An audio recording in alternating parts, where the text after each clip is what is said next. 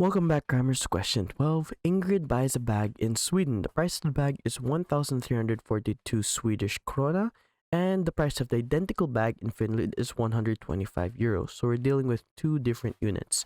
Using the exchange rate of 1 euro is to 11 Swedish krona, work out how much cheaper the bag is in Sweden than it is in Finland. Give the units of your answer. So first off, we can see here that 1 euro is equivalent to 11 Swedish krona.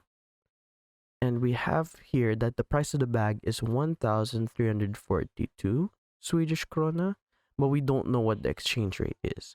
We can multiply both sides by 1,342 to remove this denominator.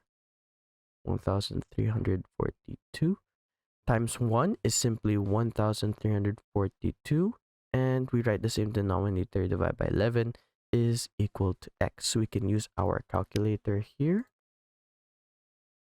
1,342 divided by 11 gives us 122 euros. So we converted this to euros. Now we can see that the bag in Finland is 125. Now that we have to find the difference, we simply write 125 minus 122. That is equal to 3 euros.